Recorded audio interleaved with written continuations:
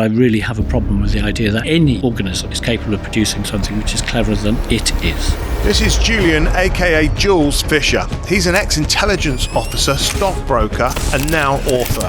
What we call AI, the processing power is fantastic, but then the processing power of my Casio calculator is fantastic. I don't think it's cleverer than I am. We had opposing views in many areas, but we were aligned on others. Here's some jobs I don't think it'll ever replace. I just don't know that's true, right? Because Really? Julian has a very romantic view of humanity. I challenged that, but we did agree on one thing. The reason I listen to music, the reason I read books, the reason most people do all of those things is for human connection. This interpersonal skills gave him the opportunity to get out of some of the most difficult circumstances and environments you can think of. A group of soldiers who were convinced I was a spy, waving AK-47s in my face. I was invited to help plot a coup, delve into, to get me out of the problem. How would you like to see the next 20 years play out in the world of human connection?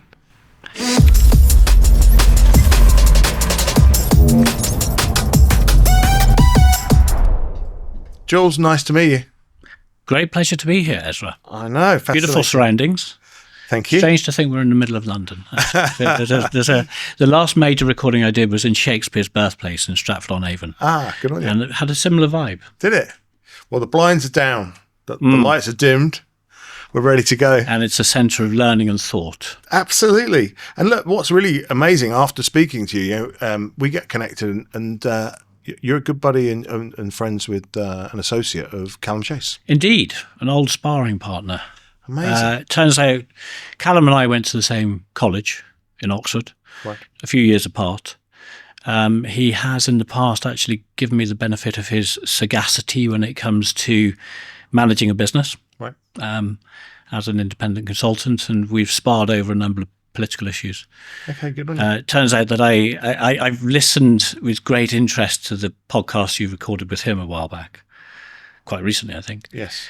And I must say I disagree with him in more or less every particular, but we can investigate that. And I thought that was a brilliant part of our conversation. I was like, there's so much value in some of the ideas and thoughts that you exchanged. I thought I was like, we have to sit down and spend some time together. So here we are. It's exciting. Thank you. Yeah, and obviously you've operated in environments where that human connection and human intelligence is absolutely critical to your success, almost to life, almost. I suggest, survival. Yeah, absolutely.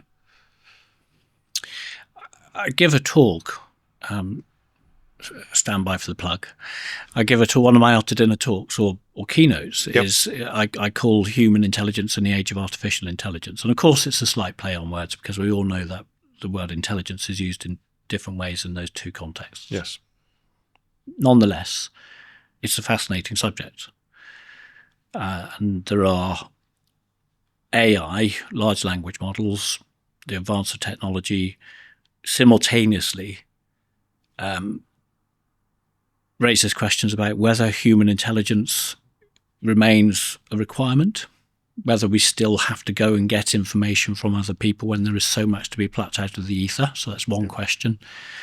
And at the same time, renders very much more difficult the conduct of human intelligence operations, which often rely on cover. So if you think about the idea of using cover, an assumed name, an assumed identity overseas, in an age when facial recognition technology, fingerprint technology, pattern recognition technology is all pervasive, it becomes very difficult to conduct human intelligence operations in the private sector and the public sector. But I would say, actually, it's also probably now more important than it's ever been before. And the reason I say that is because everybody knows that data which is committed to digital storage is fundamentally vulnerable. Yes, if you take GCHQ or NSA, the US equivalent of our GCHQ, they can harvest enormous amounts of data. Equally, those services in perhaps less friendly states, and it wouldn't take much imagination to name 3 or 4 of them off the top of our heads, some of which are very much more significantly technologically advanced than we are. They can do the same thing. So that rather suggests to me that if you've got some information which is incredibly sensitive, the last thing you do with it is commit it to digital storage. And what that means, and the second point I would make, actually, before we go on to what that means, the second point I would make is the best intelligence is about intentions. A lot of data is about what's gone before. We can, from an investigations perspective, we can find out an awful lot about people, organisations, countries, etc., etc., etc. From an intelligence perspective, what's going to happen? Not so easy. If you want to, let's take a prime example. What is Putin's intention during this attempt by Trump to bring him to the negotiating table? For that matter, what are Zelensky's intentions? For that matter, what are Trump's intentions? None of that is going to be available through any means which is retrievable by artificial intelligence, large language models, or whatever you want to call them, because it's in their heads. So actually, the most important questions, the most significant questions, the most life and death critical questions that face state actors and non-state actors alike today aren't to be recovered from data. They're to be recovered from people's heads. And that means human intelligence operations more important than ever. And I'll just finish this point by quoting a former senior colleague of mine. When I joined Cazenove, the stockbrokers, now part of JP Morgan, there was a senior partner there who was renowned actually for his ability to build strong human relationships, and he's now a senior figure in JP Morgan. And I read a comment of his recently, which went along the lines of that the digital age has its advantages because there's all this information there at our fingertips on the screens in front of us. But think about this. All that information is also there for our competitors. It's there for everybody. So if you want to learn what's really important, there's only one way to do that, and that is to build enduring, trusting human relationships. And when I read that, I thought, damn you, David. You took the words out of my mouth. I think actually the winners from a corporate perspective will be how they use that information, yes, how well they use that data. And we're actually pioneering in that space, I guess, and very much focused on it. And interestingly, part of our play is the fact that we determine the success of AI in business is your ability to hyper-personalize it. Otherwise, you have a generic system with everybody else. Key word in that, isn't it? Yes, personalized. Yeah. And so we talk about doing that with data. However, you're absolutely right. Your ability to then personalize that, not just at a company level, but at an individual's level, is critical. And I just guess, I mean, it's just moving so quickly, isn't it? That intelligent connection is eroding human connection. There's no doubt about that. Of course. But that doesn't mean, and at no point do I then suggest that human connection isn't important. It's just an observation. How do you see it? I mean, where are the risks to this? You're obviously concerned about it. You quite rightly talk about an erosion of human connection in its place in amongst us in the community of humankind. Yes. And yes, I am worried about it. Of course I'm worried about it. I look at, having seen and experienced personally and so deeply the importance and the power of human connection, I do worry about that generation which is becoming apparently dependent upon data and information technology manipulation. I'm going to make one very positive observation.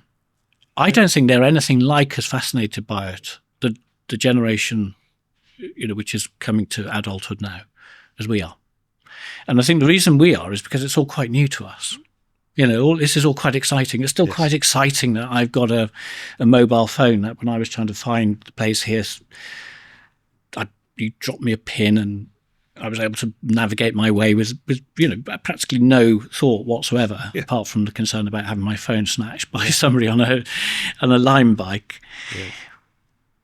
That's fascinating. But I think for young people who've been brought up with this, in my experience, actually, they are less beholden to it than we are. And I'll give you a few examples. What I mean by that is, if I go and give a talk after dinner to a group of senior or mid-level executives, or even talk at a conference, and I hope this isn't a reflection upon my ability to hold the room's attention, but I would say quite a lot of the time, a significant percentage of people in that room will be playing or fiddling with their mobile phone. That's if I'm dealing with people who are quite senior in business. I've been fortunate enough and have really felt very privileged to go and talk to a number of universities over the past year while I've been publicising my book. And it's a totally different matter. I've rarely encountered quite such close, respectful attention as I get amongst people who are in their late teens and early 20s. They put their phones away. They're not addicted to them, as it seems. Now, this may be a function of the universities that have invited me to go and talk, but I don't think it is. I'm also struck, by the way, lately that there seems to be a move now to back to reading physical books. I've noticed around South London, where I live with my wife, that quite often you'll see somebody sat outside a cafe now reading a physical book. And I noticed it a few times just the other day, and then I started noticing it more, and then I realised actually it's a thing. Yeah. And we sat down, had a glass of wine between two people who were reading books, and they started talking over us, and one said to the other, I've just finished that book. I don't want to give you a spoiler, but absolutely brilliant ending. And then the other one turned around and said, what are you reading now? Would you recommend that? And I thought, aha, something's afoot here. I think there's a hunger. I genuinely believe there's a hunger on the part of young people to establish connection in real life.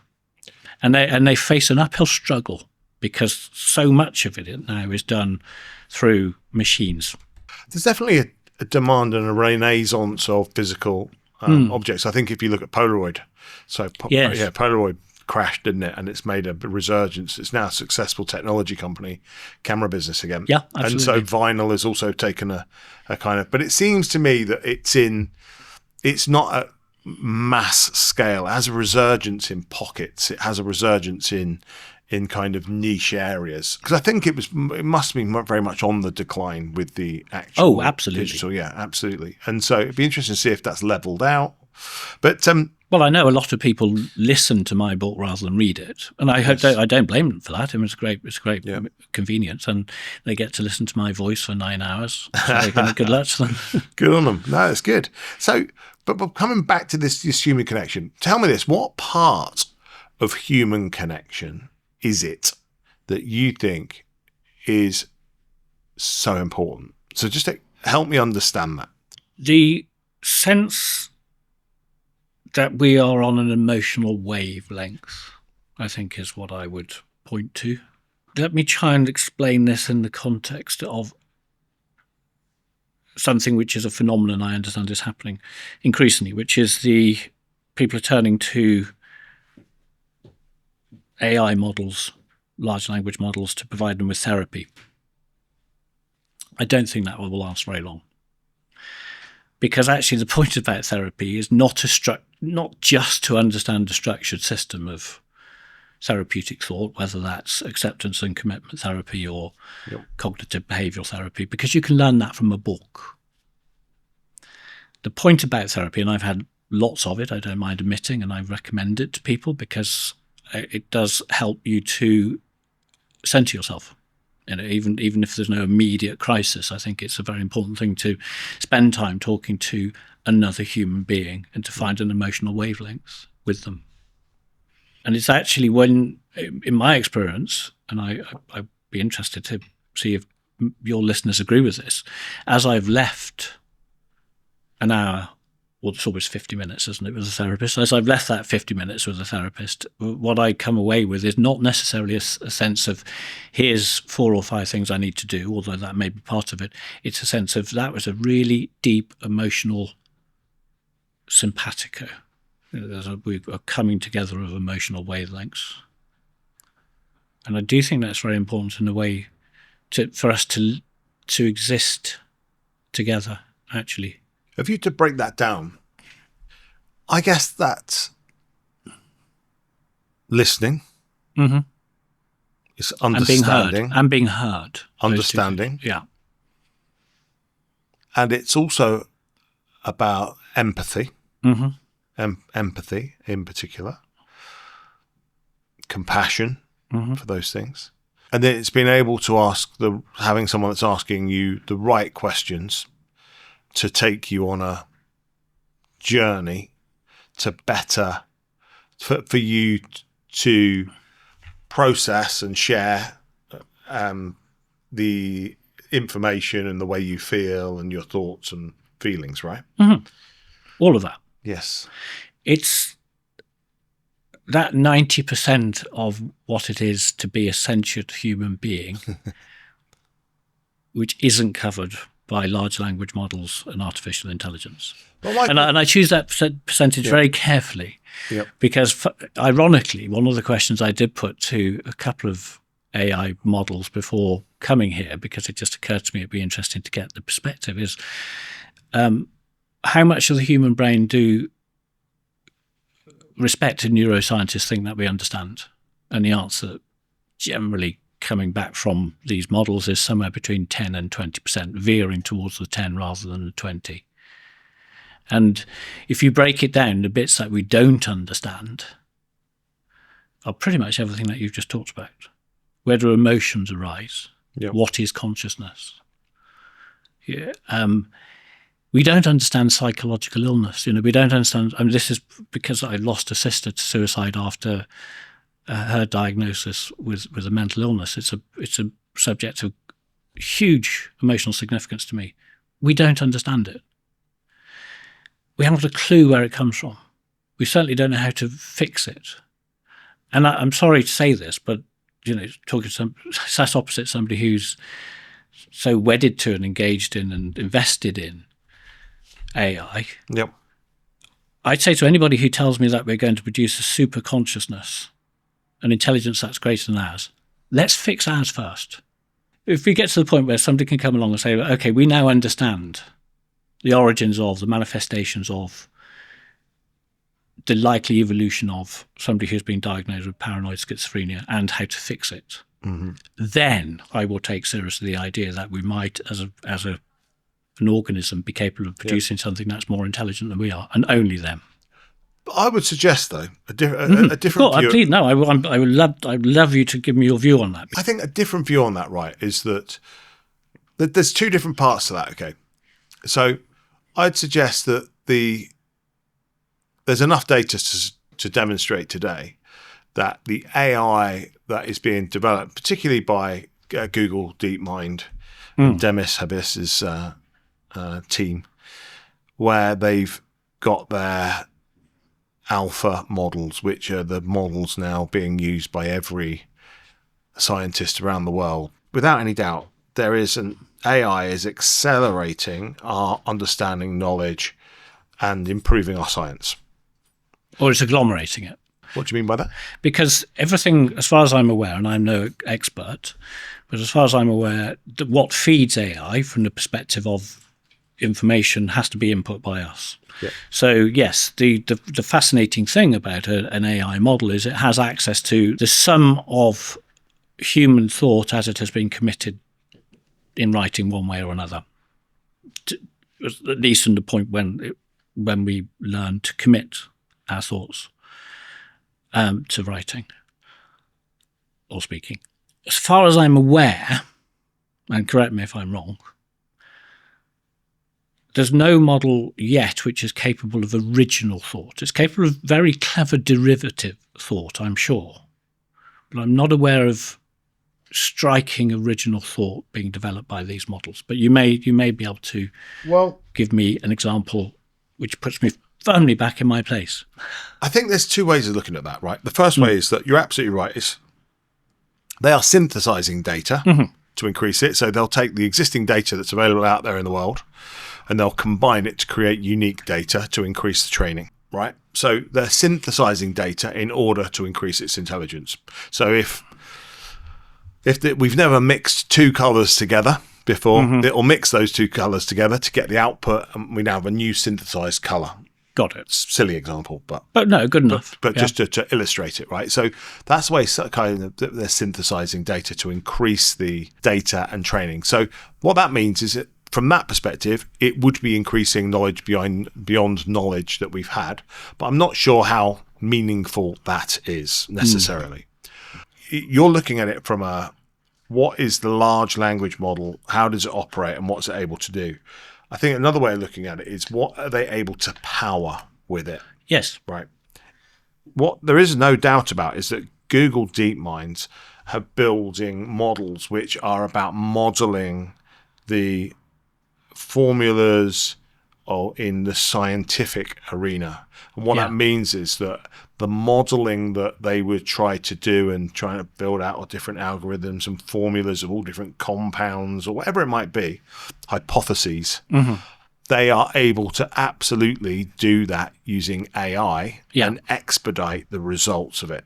And so I guess that's the way to think about that, is that they are able to do unique stuff because they can model formula which we've never modeled before because we haven't had the time, resources, or modeled the permutations, all the permutations that are available in that particular formula. What's really interesting is that from a material science perspective, as an example, one of the most exciting parts of AI is that they believe that we are about to, over the next 3, 4, 5 years, start to develop materials that could never have dreamt of 10 years ago.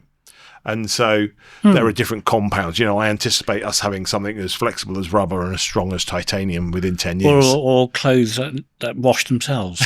Wasn't there a film made about that? A movie was made about it, clothes that made themselves, and the guy had to be killed because the cloth manufacturers didn't want their businesses to be destroyed. There's been a lot of sci-fi.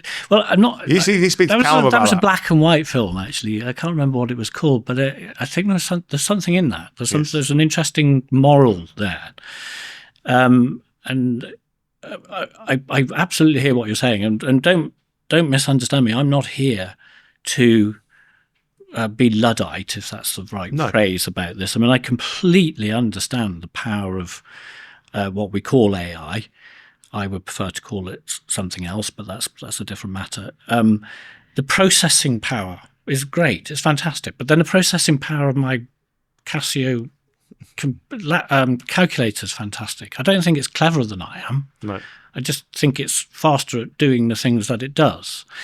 What sets our intelligence apart, if you like, is consciousness, and above and beyond that, self-consciousness. So I'm able to recognize my limitations. And that's a world of difference from having astonishing capability. Yes. If you see what I mean. It's a fairly silly, but I think ultimately quite important distinction. That what makes us cleverer than the cleverest machine is our ability to recognize it. And philosophically, I go back to it, I really have a problem with the idea that any organism is capable of producing something which is cleverer than it is, particularly when we don't even understand 90% of what that cleverness actually is. And here's an interesting comment from the neuroscientist David Chalmers, who said that the more we understand about the brain, remember we're only talking about 10 to 20% of 86 billion neurons, 100 trillion synaptic connections. The more we understand about that, the tiny amount that we understand about that astonishing thing which sits up here, the more mysterious consciousness becomes, he says. Others take a different view. But we're still arguing about Cartesian duality, which was something which Descartes was investigating in the 17th century. We still disagree about that. Is there a Cartesian dualism, or is there not? We can't even answer that question. So I absolutely understand the importance of processing power and the astonishing opportunities presented by progress in algorithmic modelling. Yes. But I do appeal to people to remember that's all it is. It's processing power, which is using in a very, very clever, very, very fast, and potentially seismically revolutionary way. So I'm prepared to admit that. Yeah. Information which comes from us. Not all, or we are able to pointed in the direction of gaining information which we can't currently get to for physical reasons, for instance. So I'm not, I love AI models. And I'll tell you why I love AI models, because in the past year or so, I've used it successfully to write letters to the council and to appeal parking fines and all of that stuff. All that boring niff-naff and trivia that wastes so much of our energy. And you're dealing with awful bureaucratic structures. And AI just brilliantly, the models just brilliantly cut through all of that. So I just say, look, write me a letter to this council appealing this X, Y, or arguing this point, and then 2 seconds later, I've got something which I can print off, top and tail, send. Brilliant. So I absolutely agree that that's going to be revolutionary. At a certain point, I can see a lot of council employees, a lot of government employees. I mean, let's hope some like 80% of civil service employees lose their jobs. Sorry, I mean that. We don't need them. But if you look from that perspective, it's great. But here's some jobs I don't think it'll ever replace. Nursing, therapists, chefs, sommeliers, winemakers, actors, musicians, composers. Need I go on? The point I want to make is the reason I think it's fantastic, and you did ask me about the risks of the information technology race we're in, but I'm going to talk about the opportunities.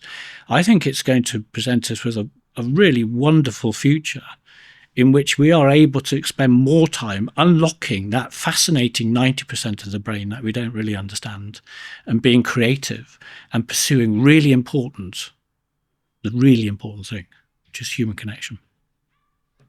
When you come back, I'll just bring you back to that point around, we won't be able to make something smarter than us. That's my philosophical belief. I look at we look at the hierarchy of evolution, and of course there's one example where people can make something clever of themselves, and it's called child rearing or childbirth, but that's organic. Yes, biological. But I don't. I'm not. If we look at I look at it this way. If you look at the primates, the next most intelligent group of animals, the idea that they would be able to create something which is clever themselves, I think you and I would probably agree, is slightly laughable. I just don't know that's true, right? Because really? Because well, look, what you're doing there, okay, is because you'd have to agree, obviously, that we've built things that are stronger than us. We build tools brilliantly. Yes. That's what makes us so fantastic. We build really good tools. But that's what makes us different from not all, but most other species. But if you look at all of our other attributes other than intelligence, okay, we can improve on all of them. I don't think we can. I don't think that there is any. It's an opinion. We're into opinions now. Of course we are. But I don't think there is any conceivable mechanistic process, which is what this all comes down to, which is going to produce something like Mahler's Second Symphony or Prokofiev's Fourth Piano Concerto. And they might produce something like it. Yes. No, but I'm talking about the physical attributes of a human. So if you look at if you break physical attributes of a human down, we've been able to build things which are better at everything else than us, other than intelligence, right now. So we can build things that swim, like more waterproof exoskeletons for military use, all of that sort of stuff. It could be something more. We've built an engine that's more powerful than us. Mm-hmm. We've built a bomb that's more powerful than us, right? So we've built things which are more waterproof than us, right? It can be 100% waterproof, or it could be. All of our physical, we've built things that can hear better. We built things that can see better. So I guess the question is, the only attribute that's probably left on the table is the brain, right? Which we don't understand. Yes. Every other thing that you've just talked about there, we understand. We can frame the question. We can frame the requirement for it. Why do we need something to be more waterproof? Why do we need something to be able to lift something more heavier than we're capable of lifting? Why do we need a computer that can provide me with an answer to 24 times 7 times 15 more quickly than I can? Why do we need all that? You can frame the question. What I don't think we're even capable of doing is framing. I don't think we even know what we mean by intelligence. Let's focus on that for a bit. If you take intelligence in the very, very narrow concept of IQ, then sure, we've created already a long time ago systems that are far cleverer than we are. But I think we've also quite a long time ago jettisoned the narrow interpretation of intelligence as being able to work out Mensa tests. I hope so, anyway. I mean, I will declare an interest. I happen to be quite good at them, but I don't think that makes me intelligent. I think it means I have a brain that can process things. What is important to me is what the brain then goes on to do with that stuff that it's processing. That's the bit I find fascinating. And every time, as David Chalmers the quotation there from David Chalmers suggests, every time we take a step towards our understanding of it, it just takes a couple of steps away from us. That's what I mean.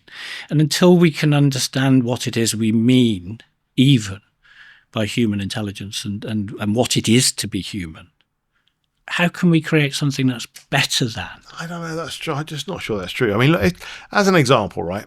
So just let's just take the body, right? So back in the Industrial Revolution, when we generate the engine, steam engine, combustion engine, right? We effectively build something that's stronger, more powerful than us. Yes. Great. At that point in time, we have very little knowledge that the microbiome in our stomach is absolutely critical to our energy levels. Okay. Right? Yes. So we don't know that at that point in time. And so I guess, but we've still been able to create something that's more powerful without understanding truly what gives us our strength. Isn't what you're talking about a distinction there between biological and physical strengths? But again, I'm on shaky ground here because I'm no scientist, but it feels to me that we at least have a sound grasp of the principles which underpin the development of something, the building of a bridge, the building of a weights machine, whatever it might be. We understand the principles. We can define the principles. Yes, maybe, but I think we don't. We still maybe. I mean, at that point in time, no one would have been able to tell you at that point in time that a critical principle would be your gut biome. If you were to completely negate the microbiome in your stomach, you'd lose all your energy, you'd have zero strength. But we didn't need to know that in order to build a machine. Where do I buy some biomes? Yes, absolutely. Yeah, totally. Yeah. Get some more biomes. But you don't need that to build a machine which is physically more stronger. And so I guess the one way to think about this is that. Oh, I see what you're saying. Yes, so you can bypass the understanding to create something which does something which we do in an inferior way when we don't quite understand why. And so I guess your hypothesis, and you might well be right. You might well be right. Time will tell, but probably a long time after we're not here too. Well, I don't know actually. I think you will be. Hopefully, I think the next 5 to 10 years will tell us an awful lot. But the intelligence and the rate in which we're increasing is incredible.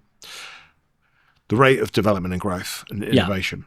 I mean, we can all see that. Yes, of course. Problem is, and I think that this is a really interesting point with AI. And I think it's a massive vulnerability to mankind.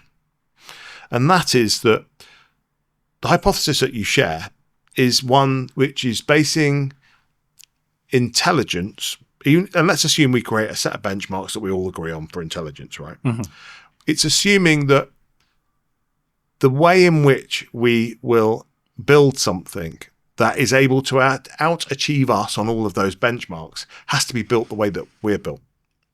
That's the assumption there. Okay. And I think that's a vulnerability that we all have, which is that as humans, we are thinking about AI as to what its next success might be or its next failure based on our concepts of how we solve problems. Yeah. And I think that the really unique and novel part of this, and there's an amazing story which I read only the other day, is that it learns to, I believe it will start to learn to solve problems in novel ways. Okay. But that's an article of faith. Yes. But if I come back to it, a great example of that is the book The Coming Wave, which Yes. if you haven't, read I've it. had it recommended many times. Yes, yeah, read it. Amazing. And so what they talk about there is, going back to Google DeepMinds, is that they do this experiment with beating a chess player. And they beat the world's best chess player. And then someone goes, let's have a go at Go, the Chinese game Go.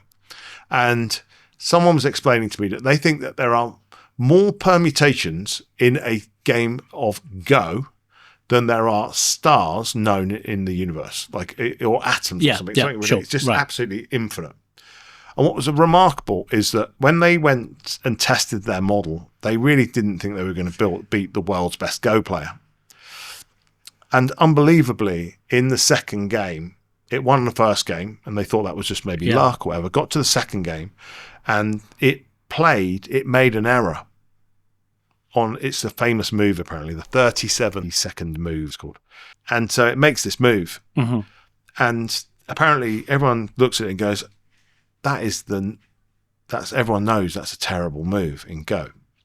And its opponent gets up, walks out for 15 minutes, scratching its head. Why has it done this? Mm-hmm. Anyway, it then immediately wins the game from that position. Because it had seen something which nobody else had thought of previously, because it flowing from a move which we would characterize as a mistake. And actually, because it was able to run it in a whole host of new permutations, was able to come up with a permutation where it was actually a strength. Got it. I still think that's just very clever and very fast processing capability. Yes. Yes, it is. It is. Can I counter you with what I think is a really, really interesting experiment or trick, if you like, from Derren Brown, the illusionist Derren Brown, who's also a very interesting and quite deep thinker, as it happens. Derren Brown once challenged 8 chess grandmasters to play them all against 8 games of chess simultaneously, based on his schoolboy understanding of how the pieces move.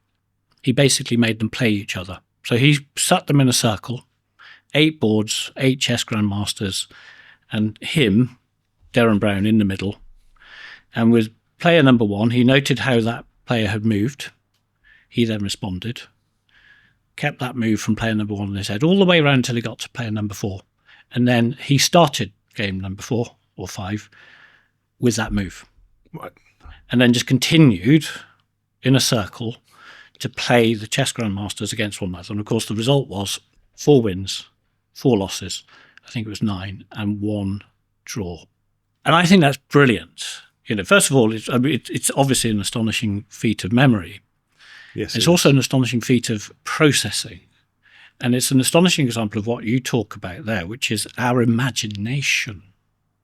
His imagination, Derren Brown's imagination, to come up with that illusion is what sets us apart from everything else. And of course, I think we can imbue some of that into the models that we create. I have no doubt. But I wonder whether the models themselves would come up with that precise idea without someone like Derren Brown inserting the idea into it. Do you see what I mean? Yeah. So I think what that illustrates is processing power leads to the most amazing outcomes. But that's all it is. Derren Brown is not a better chess player than 4 of those grandmasters, but that's what it looks like because he used a processing power which he has, which is admittedly fantastic, in a way, in a game that he didn't understand. And I think does that seem similar to what you're trying to say about our ability to create something which transcends something that we don't understand? Yeah, he's used the data available to him. Yeah. There, and manipulated it in an environment where he's just a really smart approach. I love it. It's brilliant. Yeah, and it's great. And it's highly creative. I'm worried about AI. Okay, right. So I'm sitting here, and one of the reasons that we're on this journey is that it's inevitable. And some people will say it's not. And I'm sorry. The technology is abundantly available. It's the comparables to nuclear are not correct. Accessibility of nuclear is just so restrictive and so much easier to police than that of AI, which is abundantly available on open source models, any place, any state, anywhere in the world, to anybody. Such low costs. And so a smart mind with his own laptop somewhere in the middle of Sudan or wherever it might be, or Scotland, or anywhere in the world, can get access to that and start working on it, and could engineer something malign with it. That means it has a completely different level of risk to that of nuclear, which is far more, our ability to contain and control it is much more kind of defined, I guess. Reason I'm worried about it is because of a lot of the things that you're talking about. And actually the reason I'm operating in this world of AI is because I don't believe that we're going to stop it. And I think that actually people with good intentions and positive intentions that try to take a position in this world and try and influence that to, in our case, reward its builders and contributors and the community that it works with, is really, really important. But when I look at it, I don't look at it through rose-tinted glasses. Sure. I look at it through a set of parallels. I look at it through parallel industries, right? And so when I see us applying it in the science field and solving incredibly complex problems, then I just start to apply, well, okay, now give me some other problems in other parallel. Yeah. And are they as complicated as what we're trying to do over here, which is create new compounds which are as flexible as rubber and as tough as titanium, is what we're talking about here. And so people say, will this job function be replaced? And I'm a bit like, have you seen what they're doing over there with it? Yeah. You're like, I agree. And so when I look at that and I just join the dots, and I'm actually not an academic by a million miles, I think my strength probably is just I'm a practical guy who is able to join basic dots up and paint a fairly sensible picture. Maybe my strength is not being sucked into creativity. The academia of it. Yeah, creativity, yeah. Yes, creativity. And so it's a really, I'm concerned. My worry is because I can see the parallels being drawn across all of the different industries. And when I break things down, like when we talk about human connection, let's get back to that, right? Absolutely. Yeah, when we break that down, you see, when I look at an AI therapist or an AI teacher, okay, I'm just going to be honest with you. I honestly think that they'll be better at listening. Right. I think they'll be better at understanding. I think they'll be more patient and considerate with their use of empathy. And I think that they'll be more sophisticated in asking the right question at the right time for you, because unlike your therapist you're going to walk through the door and you go, right, Jules is here. And have they had a bad day? Did they get out of the bed the wrong side? Unified memory. There's not a single detail that digital therapist has not considered, and they've mapped that. Now let's just take that to a different place. We pump that into the power of those models that are doing scientific discoveries, right? Well, we don't need that much power. We just need someone to ask the perfect question based on the profile of information that I've built up, and I've not missed a fucking cent of it. It's not 100 trillion neurons of data. It's a couple of pages of, it's a 20, 30 pages of data. I map that together. I build a psychological profile, and then I have the ability to ping the perfect question. Yeah. Personality type based on the science and the previous psychologist. Freud done this wonderfully, and these other angles. And I can just ping that question in to you perfectly based on that experience. Not because I'm tired, not because I've got biases of my previous patient. There will be other biases, but yeah, and that's so it's from that angle that I don't see. It worries me that therapists might do a better job. Actually, AI therapists might do a better job. Yeah. It's certainly for a category of therapeutic need. I think that's almost certainly going to be the case. Yeah. I mean, I had an example working with one therapist, and I won't go into the details of the situation, but he was pretty much able to predict what was going to happen in the quandary, the dilemma in which I found myself. And after his prediction had come true, I went back to him and I said, good heavens, how did you know? And he said, well, sit in this chair long enough, you realise there ain't very much new in the world.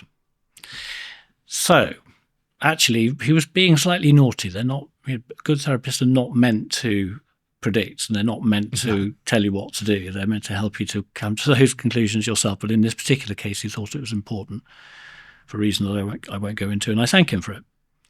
And what he was doing there was actually a version of what you're talking about. He'd had enough experience, enough data points to be able to say to me, wait a minute, this is going to happen. So for a number of therapeutic requirements where it's actually quite practical, I think you're possibly right that AI models will be able to provide input. But I go back to the point I made earlier, which is quite often what I come away from a therapeutic session with, and what I used to come away from my one-to-one tutorial sessions with, and what I'll probably come away with from this conversation is a sense of being on an emotional wavelength with another person. And I think that I keep going back to that. You see, I can't get away from that. And I draw a parallel with, of all things, pets. You may remember a craze for Tamagotchi. Yeah, absolutely. Now, I'm absolutely certain that somewhere somebody's created the perfect virtual pet that doesn't shit on the floor and doesn't have to be taken out at inconvenient times at night and doesn't get in the way when you're about to get it on with your partner, Yeah. I'm sure that exists. Would you want one? Really? Because kids used to go crazy for Tamagotchi, but it didn't stop them then going downstairs and saying, can we get a puppy? Can we get a puppy? Is that not an intelligent teddy bear, though? No, you're not a dog owner. No, it's a sentient being. Yes. And that's the point, that even though that sentient being sat opposite you, waiting for the crust from your pizza, isn't able to have a conversation with you, you get something incredibly powerful emotionally from it being in the same room as you. And that's the thing I'm trying to get. That's the point I keep wanting to come back to. I'll give you another example, actually, and this is a thought experiment for you and for your listeners and viewers. For anybody who's had tragic loss, and most of us have had tragic loss of a loved one, it's a horrible thought experiment, but it's a very telling one. Imagine a future in which our ability to create humanoid robots has advanced so much that it would be possible for a perfect replica of your loved one to be created. And imagine that this system is so good that it has actually created consciousness. And this humanoid is conscious, and it looks like, and it feels like, and it sounds like, and it has all the memories of and the attitudes of the person that you lost. And then ask yourself this and answer it honestly. Would you feel you had your loved one back? The question is this, isn't it? The immediate, do you know, the immediate thing that comes to me there is phantom limb syndrome, right? Yeah. Which is where people feel like they've still got a limb once removed. A recognised psychological phenomenon, Yes, absolutely. And so why is that, right? It's because our brain is, we're able to play tricks on our brain, aren't we? And so I guess the question is, it comes back to that, how we process that personally and how we want to process it. Yes. That's it. And so there will be some people which embrace it and go, I've got my father back, or he's back, and they embrace that. And then there might be some people that repel that, which will go, whoa, that's too Black Mirror for me. Yeah, absolutely. That's too close to comfort. Or that isn't him. That is not him. Don't play games with me. I fall into that category. Yeah. And absolutely 100% fall into that category. Yes. And you don't have to answer the question, but it's one I think is for everybody who is coming to grips with trying to understand where the possibilities of AI end and the realities, almost the supernatural realities of humanity begin. Yes. That's the sort of experiment I would recommend. And it's people will come to different answers. The question I have for you there, though, okay, is that have you lost a parents? Yeah. Yes. Yes, you have. And one. And well, let me tell you this. What I can tell you with absolute certainty is having a humanoid wandering around looking like him. Okay, I'm not sure about. I think I would probably embrace it, but what 100% I would embrace is hearing his voice and being able to ask him and remind me of the stories and the nuances of all the details of things I've lost from him. Yeah, that's no doubt. Good answer. And so I think that for me, I'd love to tap into my dad passed, and there are so many questions I'd love to ask him. Oh, that's fine. It's a long time back now, but 10 years back. But it's absolutely. I would love to be able to ask him when you said you lived there with your brother. Oh yeah, right. And so from that, as a utility, oddly, right. It's weird, isn't it? As a utility, there's a real. You would welcome the outputs. Yes. Yeah. I still invite you to consider whether you would feel that you got your father back. So there we move into the AI companion space, don't we? Because what we are going to see, and I've no doubt about it, and I'm really worried about it actually from a malign actor's perspective, right? Is this AI companion world where people are absolutely becoming attached to these, AI companions, which are powered by, ChatGPT and other such models, but are there to talk and understand and empathize with you and have a personality. And my issue with those actually is the fact that they can be influenced. One could be conservative, and another one could be more liberal. So you could create your own political biases. You can say, okay, can you make me a MAGA robot today, please? Or I'd like a woke robot over here. I'll guarantee you it's going to happen. That's happening already. Yeah. I'll guarantee you that there are governments out there right now which are... Isn't that just like a manifestation of a social media echo chamber? It is, but I think the difference here is that you're in full fucking control of the subtlety. Imagine if you had the old Donald Trump, you said to him now, this AI companion app, right, has got half the American population, 51%, right? And you can own it. And what we could do is we could just get it to be slightly just very, very subtly pro-Trump, very subtly pro-Republican. Just sort of nudge. Just a nudge. Yeah. Just continually nudging. It would never know. It would never let on that it's pro-Trump.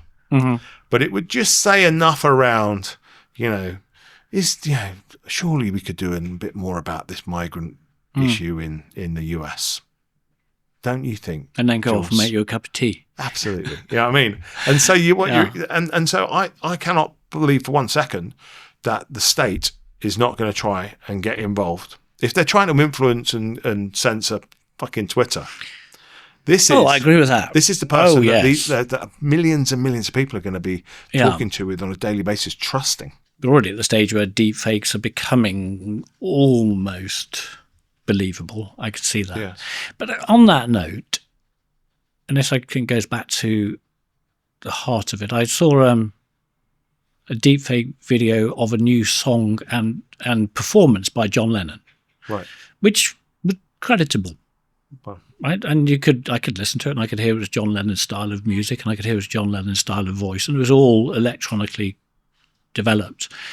It left me cold, because the reason I listen to music, the reason I read books, and I would submit the reason most people do all of those things, or go to a play, or watch a TV series, or listen to a politician for that matter. Yep, it's for human connection. It's because it's a way of bridging that gap that we all have.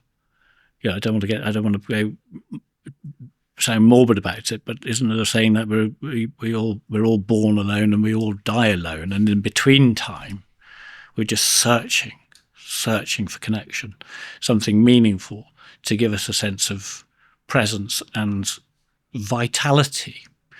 Now, I am definitely not going to rule out the possibility that a simulacrum could give you some approximation of that sense. But I genuinely don't believe it will ever 100% be able to replace the real thing. In the same way as, dare I say it, pornography doesn't replace the real thing. Yep. In the same way that a conversation, and we've all done it, we've all thought, let's see what this AI system is going to tell me about this subject, doesn't replace a flawed, messy WhatsApp conversation after a few too many glasses of wine with an old buddy, Yes, yeah. I just don't see it. That's all I'm saying. Look, the good news is I have a view, I think, which is that is in parallel and supports your view. So, and that's where I say intelligent connection is going to replace a lot of human connection. But I think that what it's going to do, it's going to drive innovation and creativity in humanity, in human connection. I think that it sounds like we're actually aligned on this, because to me that's the opportunity. Yes, accept the risk. I'd like to come back to those risks in a minute, but but please do finish your point, because I agree with you. That's the huge opportunity we have. Yeah, absolutely. And I think that what we're going to see is more community-based living. I think we'll see a huge increase in hospitality. There'll be an entertainment. And I think that humans will be put to work in those spaces. I think there'll be more free time. I think that we will go from 4-day, we used to be a 6-day working week. That was a pretty standard thing not so long ago, right? We come down to 5. I think it's absolutely conceivable it'll be down to 4. It's way to Tuesday, Wednesday and Thursday anyway, isn't it? Yeah, absolutely. Yeah. Now people are working from home on Fridays. Most people say that productivity is very limited there. So we're eroding that. I think that time's going to be spent that. But I think we have to accept that the digital connection is just really going to evolve really rapidly, and the thing that worries me is the delta in between, actually. And so that's why what we're doing is the AI that we're building is about empowering contributors to be rewarded for building the AI and contributing to it and protecting the IP of trainers and learning specialists and thought leaders and all those types of things. And I think that we have a responsibilities to try and do as much as that we can, but the issue is there's going to be a delta, I think, in between where that creativity really pioneers and creates new jobs at the same rate we lose them. That we're sort of in at the moment, isn't it? We none of us can hang up our day-to-day humdrum bureaucratic boots. No. But yes, the idea that one day soon we will be freed of the need to take the bins out or apply for a new parking permit or whatever it might be, whatever those things that just accrete in the day. So you suddenly realise that you've done all of that and you haven't written a single chapter of the novel you're working on. What a wonderful future we have. Yeah. If all of that is going to be done for us. My wife has a very particular take on AI. She says, "Let me know when they can do the washing up, please." and I sort of, but it sums it up, doesn't it? It's like, yes, it's all of this is, of course, tech bros. I probably wouldn't think you count yourself as one of those, would you? Before I no, go for it. Carry on. They've got a vested interest in pumping this all up, haven't they? And absolutely. As it happens, I think we're at the peak of inflated expectations on that. Is it the Gartner curve, the hype curve? I think we're probably about the peak there, and I think it's beginning already. I've seen people saying, I don't like the latest iteration of GPT or whatever it is, and it's not doing this as well as it used to. And actually, more of the stuff you see now is, oh, look, I asked this question and it gave me the wrong answer, and it doesn't. All these deep AI influences, and it's like, well, it just as meaningless as in real life influences. Why are you bothered? Why are you even thinking about it? Because what I say to everybody is ignore all of that, AI or not, and try going down a pub. Yes. Go down a pub, have a beer with a mate, or sit down and read a book, or listen to a wonderful piece of music. Listen to Pavarotti sings an incredible aria. You know, that's living. Well, we need to. But we do need both. Absolutely, and we need to prop up humanity. I mean, with our declining population, that's in free fall. Is it indeed? I thought the global population was rising, but I've got that wrong. No, the collapse of population is imminent. I think, on average, most countries right now are spawning between 0.75 and 1.25 new children per couple. So we definitely don't need AI companions. We need people to get out there and start procreating. It is, and creating something more intelligent than themselves by having a baby. The hypothesis of that, I think, is that with more free time, hopefully we'll solve that. We'll be having 3 or 4 kids in the next generation. But it's I mean, my heavens, it's an exciting future. If we are given headroom to. It's the top of Maslow's hierarchy of needs, isn't it? Self-expression. Yes. I mean, most of us don't get anywhere near self-expression. Yeah. I'm lucky enough to have had a book published, and I feel that's given me a nibble at the edges of what self-expression feels like. And having this conversation is another example. Yes. And I love the idea of a future where we all get to be more self-expressive, and we all have to spend less time on keeping body and soul together. And I do agree the urgent need for us to rethink global economic paradigm. None of that takes away from my central point, though, which is that in the end, first of all, two points. If I can start to summarize and perhaps have a nod to what I do to try and help in all of this. Absolutely. One is that, as I said earlier, the really important information, the really sensitive information, the information about intent isn't always available through IT systems. It's not always available through clever intercept. And the second point is that increasingly, as people become reliant on what's on the screens in front of them, there's a danger that we're going to forget the importance of the bit that's not on the screen, the importance of the human relationships. And I think particularly in the workplace now, and particularly with the growth of remote working and the use of all sorts of models to do huge chunks of what needs to be done, there's less focus than there needs to be upon developing younger people and even mid-ranking executives or third sector employees or whatever it might be, civil servants, developing their ability as team members and developing their ability as inclusive leaders. And my crusade, if you like, is to take that skill set used by human intelligence officers, used by spies in the agent recruitment cycle, and help people to rethink what leadership means, to rethink what team membership means, teamwork means, through masterclasses and workshops. Right. And the kernel of that is,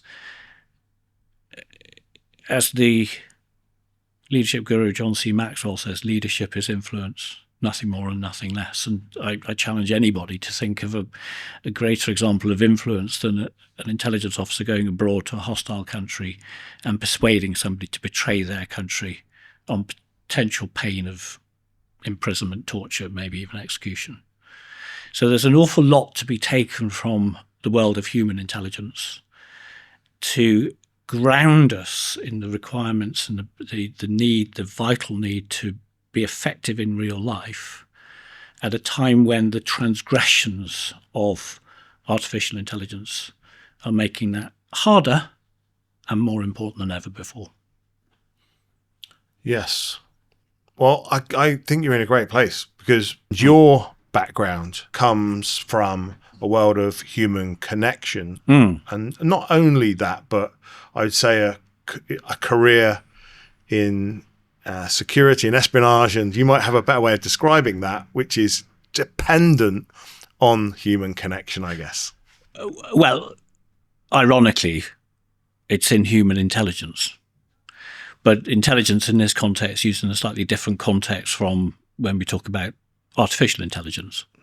It's intelligence in the sense of getting hold of information, data, which is of strategic importance, whether that's as a private company or as a state or whatever other actor. So my specialism, my background, my experience, if you like, is human intelligence. And most of the work I do now is about how to use the skills used by human intelligence officers, spies, if you like, in professional context or personal context, day to day. Just give us a brief background, because you had a really interesting journey. Yeah, very briefly. I was born in what was then the poorest postcode in the United Kingdom, B16, in inner city Birmingham. Had something of a tragic childhood in that I lost my sister at the age of 11 to suicide, which, as you can imagine, caused me some personal difficulties. And I didn't really settle at school after that. It so happened that she took her life on the first day of secondary school. And we hadn't been, me and my brothers and my sister were educated at home until the age of 11. So right. You can imagine after that experience, I found it difficult to settle in school. And about a year later, after suffering 12 months or so of bullying and unhappiness and teachers who, to be fair, at that time were not really capable of dealing with a grief-stricken child, I devised a way of getting out of going to school by the simple expedient of walking in front of a moving car. Oh, wow. Now, I'm always very quick at this point to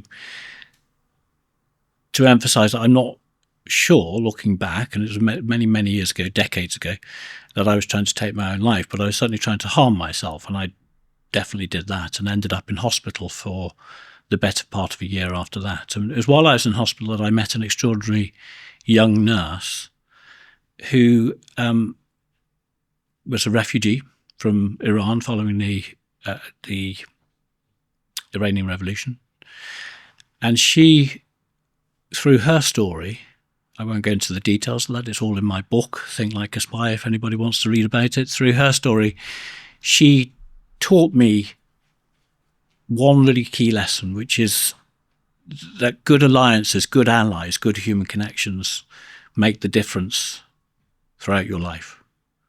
And I absorbed that lesson, built alliances, built connections, and as a result of that was able to go on to Oxford University, to work in the financial sector, to go on to work for government overseas, to work as a spy, if you like, in the private sector as well, to make a TV series, to write a book, to set up my own company.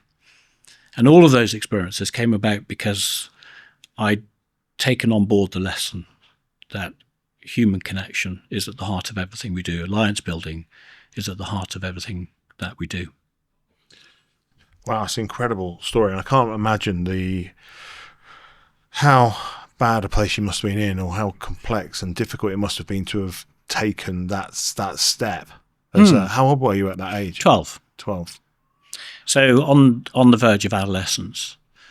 Probably actually the best thing that ever happened to me, to spend that year in hospital, seeing people around me who were in a far worse position, if I'm honest, yeah. And then to listen to Maya's own story, the nurse in question, who'd lost her own father as a counter-revolutionary in the 1979 revolution, had then fled with her mother through Pakistan, wound up in inner city Birmingham, yeah. Where her mum eked out a living as a cleaner.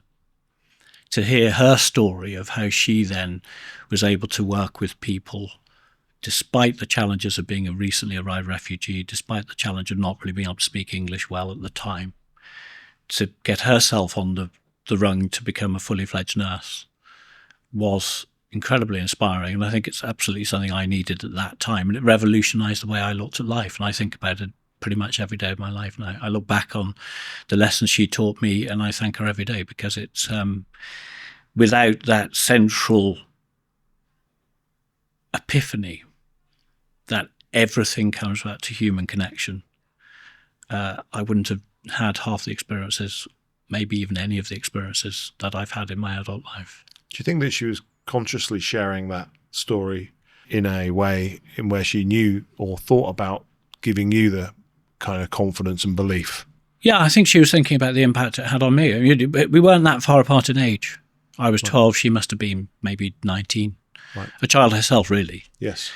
And we used to talk late into the night. I talked a lot to all the nurses that were so fantastic as they helped me to mend and to physically and emotionally. And I think she recognised something in me that she felt she saw in herself. Yes. And was able to offer and that's what I mean. It's that power of human connection that can completely revolutionise the way that we look at the world, the way that we engage with the world. So tell me where it went from there. Well, all of that then led me into, I think, but not so much by design as by accident, I think, a really fascinating career in threat and risk management, intelligence, diplomacy, security, broadly speaking, in the public sector and in the private sector. And I have had some extraordinary experiences over the years. I remember driving with a group of child soldiers as my personal bodyguard unit from Baidoa to Mogadishu in Somalia, for instance, and thinking at the time, this is a very, very long way away from Birmingham B-16. Yes. And then afterwards, sitting down with the person who had led that particular expedition, we were working with the incoming government after the fall of the Islamic Courts Union in Somalia, the incoming transitional federal government, and helping them to establish a new national security template, a national security strategy.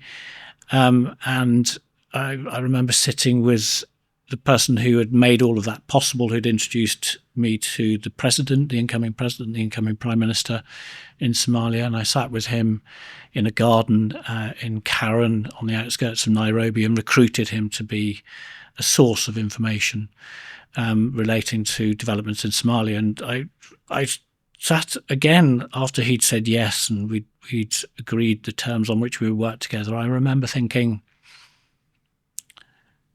had somebody asked me at the age of 12 or 13, or even in my later teen years, do you think, what would you say if in decades to come you'd be recruiting a senior Somali diplomat as an intelligence source? I just laughed. Incredible. If they'd said, okay, you might also one day find yourself in Nouakchott, Mauritania, being invited to help plot a coup, I'd have said, don't be ridiculous. But actually that happened. And that's another story which we may come back to. I guess we lose sight, don't we, of just, people that work in that intelligence community. You just don't think of them as normal people. I think that's the whole point. Yeah. There's a sort of sense that that only happens to a particular type. And look at me. I mean, I am not what most people would expect from the type of character who might be running around the DRC or Somalia or Zimbabwe or Mauritania or Nigeria, and I've had experiences all of those, and I've had to talk down a group of soldiers who in Kinshasa in the Congo who were convinced that I was a spy and waving AK-47s in my face, and I had a kit bag of skills which I was able to delve into. In that case, it was the use of cover to get me out of the problem, or being stuck in a lift with a group of very aggressive young ZANU-PF figures, ZANU-PF being the ruling party in Zimbabwe, who were becoming quite drunk, quite high, very aggressive, and again being able to reach out and form an alliance, a human connection with somebody who was able to bring the situation down. Yeah. Actually, a relationship that then I went on to develop into again a reporting. So you've really put that kind of human connection to the test. I think I've stress tested it. Yeah, you have. Stress being exactly the right word, but I have to say, I look back on it now and I think there's a lot of stuff I wouldn't do. I wouldn't do it again. I mean, it's some of it makes my hair stand on end when I think about it, just because in your younger years one can be a little foolhardy, can't they? But the idea of walking into those dangerous conflict-ridden places armed with not very much more than a skill set of interpersonal tactics and a facility for adopting cover as and when you might need it is slightly ludicrous. Yes. Incredible. But I didn't at the time think twice about it, actually. It's just that was my job. And it's only subsequently that I, coming back from having the benefit of hindsight and reflection and some of those times sat during lockdown by oneself, thinking, actually, there's a stack of skills that I was using there that can be used by everybody. And that's when I decided to write the book. Yes. Think Like a Spy, because it occurred to me, this is unfair. Why should spies have all the fun, actually? Many people might not find themselves in quite such life-threatening situations. Mm. The facts are that your ability to influence is a key skill to the success of nearly everyone in every role. I talk about that all the time. Yeah. So they're completely transferable. And let's be clear about influence. And when I talk about influence, I'm not talking about manipulation. No. Everything I write about in the book is very, very carefully presented, because influence isn't about manipulation. No. Influence is something you use every day, if you think about it, almost from the moment you interact with anybody else. Yep. It's influence over who gets to use the bathroom first, or who gets to go and make the tea, or just think 1,000,001 tiny interactions on a day-to-day basis. Yep. You are using or being subject to influence. What's different in the world of the spy, what's different in the world of human intelligence, is intent. The taking that set of influence skills, and they can be learned. Writers like Cialdini have presented them in reasonably scientific detail, as it happens. Carnegie before him. If you can use those skills intentfully, you can use them with impact, and you can start to make really big differences. We're not talking about in life-threatening circumstances. We're just talking about day-to-day, quotidian interactions, whether it's with your boss or a team member or a potential client. A silly thing. I talk about situational awareness, the importance of understanding the impact of the surroundings on us. I'm very conscious of surroundings. As soon as I walked in here, there's a feel to it.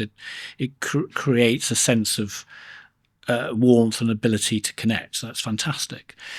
If I were a fund manager dealing with an ultra high net wealth individual, I would want to be making sure that we were in a situation where their identity and the conversation we were having was protected to the same level that you might want to protect a relationship with somebody who's reporting to you as an agent from a foreign hostile country, to be honest. So you can take those skills, those awarenesses, those tactics, those techniques, and you can apply them in very, very many professional and personal contexts. What do you think made you good at what you've done? What was it about you that made you deal with what most people would sit here and think, why on earth has he done that? I think it's a lack of self-confidence turned to self-awareness, and that sounds a really odd thing. The upbringing I had wasn't designed to instill me with a great deal of self-confidence. I wasn't going to swagger into a room and kill an interview. I wasn't going to be able to just be the sort of character who stands up and makes a speech without notes and without ever having to think about it, because I didn't have that sort of upbringing. I had a fantastic upbringing in many ways, but I didn't go to the sort of school where they teach you to be a polished debater, they teach you to be a polished interviewer and all the rest of it. And because of the experiences I had in my very young years, I was painfully insecure. But having learned the importance of building relationships with other people, I turned that insecurity, that self-consciousness, into something much more powerful, which is self-awareness, the understanding of the impact that you have on other people. And allied to that comes a respect for other people, respect for other people's emotional and physical space. And that shades you then into the whole others awareness thing. I think so in a funny sort of way, vulnerability is probably my superpower. And that's because you put who you're with and who you're engaging with ahead of yourself. You're kind of you. Not always, but I can, yes, and my instinct is to do that. Your instinct, that vulnerability means that to protect yourself, you maybe shine the light on others before you shine yourself on yourself. I noticed when we first sat down, you immediately leapt into asking, really took control of our conversation quite quickly with some questions. That's probably a habit now. Yeah. Ingrained over years of training, maybe. That is a way, if you're insecure and feeling vulnerable over your own self-confidence, a way of directing the light away from you is. I think that's one important thing, Ezra, but also another important thing is being open about your own vulnerabilities. Yes. I'll give as one example. We live in very conflict-ridden times. Everybody's very certain of their position. Everybody's you're either with me or you're against me. One of the most powerful things in any argument is to stop when somebody's made their point. Say, do you know what? I think you might be right about that. Just try it one day and just see how quickly it takes the wind out of their sails. Rather than going and saying, no, you're wrong for this reason, or I'm going to make the... Actually, just saying, good heavens, you've made me think twice there. That's really interesting. And let me think about that for a moment. God, yeah, you're right. And I wasn't able to see that until you... And that's a form of vulnerability. And of course, you can use that in all sorts of unethical ways. And I urge people not to do that. I mean, do it genuinely, because we all actually... when we stop and think about it, we all have questions about beliefs that we think we sincerely hold. And it's not a bad thing to challenge yourself and to challenge yourself with somebody else. But equally, just being open about the things that make you hurt is a very powerful way of building trust. Yep. We all want to, so many people want to exude a level of confidence that actually can be quite intimidating. We're all vulnerable human beings at the end of the day. Yeah. So we spin out of an infinity of unconsciousness. We have, if we're lucky, sort of 80, 90, maybe 100 years of consciousness trying to work out what the hell is going on, and then we spin into an infinity of unconsciousness. If there's one thing I would say in that period in between, the only thing that's going to be able to make it feel a little bit more bearable, a little bit more understandable, is being able to connect with people, and being vulnerable is a really important part of that connection.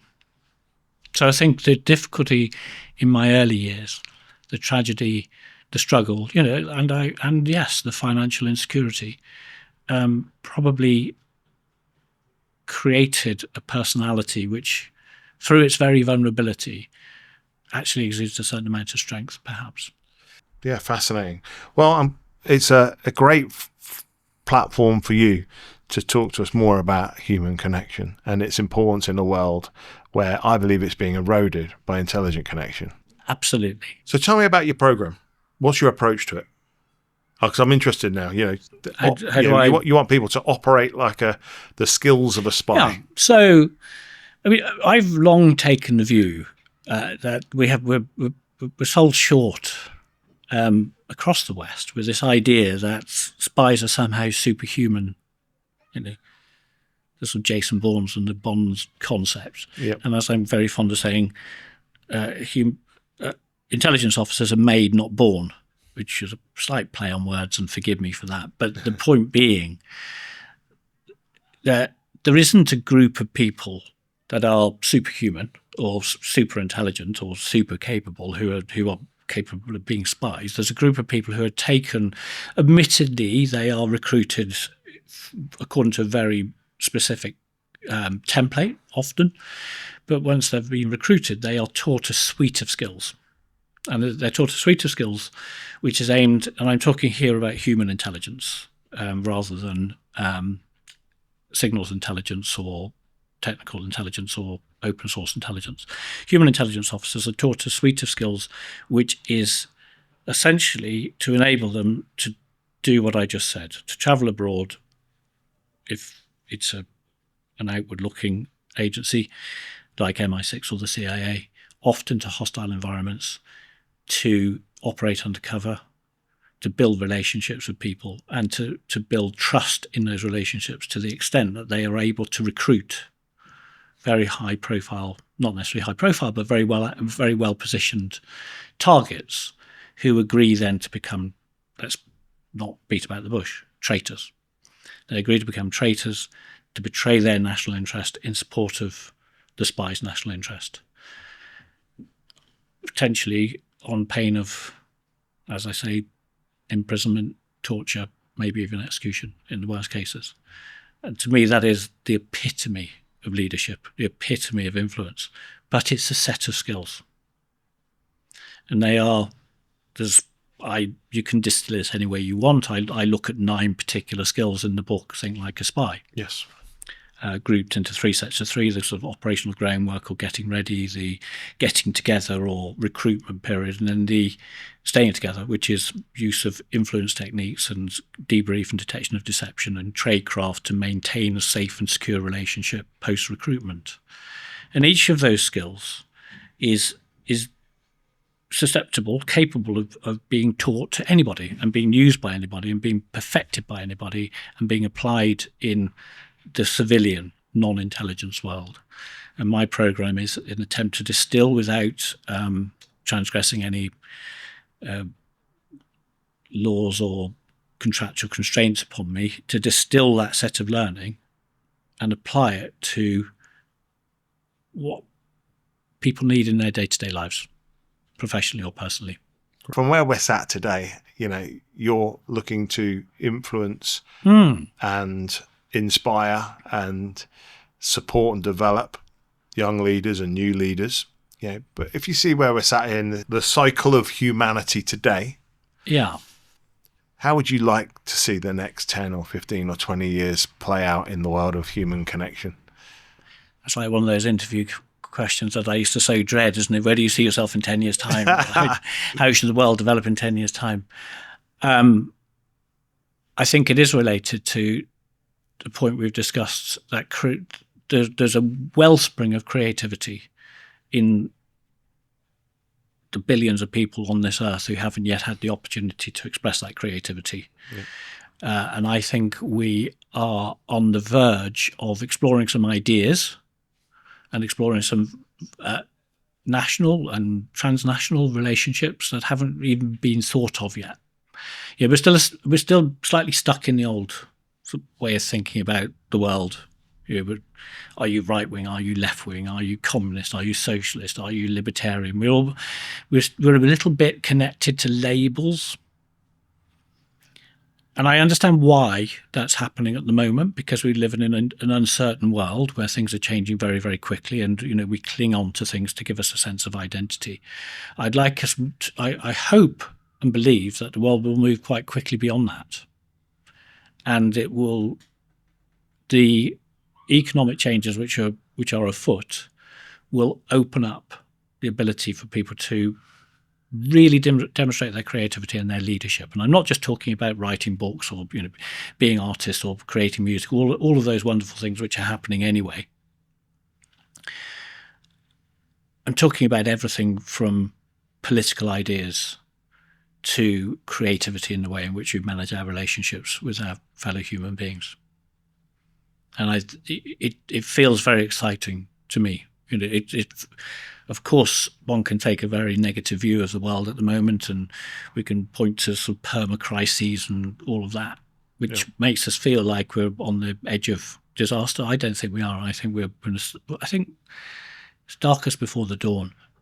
And so long as we remain cognizant of the importance of human relationships, love, if you like, then I think we've got a very bright future. Thank you. Thank you, Ezra. That was very, very interesting conversation. Absolutely. I really enjoyed it. And thank you for taking the time out to talk to us. Just before we go, can you just let us know exactly, where we can find your book, the masterclass, and how people can connect with you? So the book is called Think Like a Spy. It's available at all good bookshops and on all good internet outlets. I have a website, julesfisher.com, JULESFISHER.com, and people can contact me through that, or they can look me up on LinkedIn. I'm always happy to engage with people. It's not necessarily just about sales. It's about I'm appropriately enough for this podcast, I'm curious about the world. I love to hear from people. I love to hear their ideas.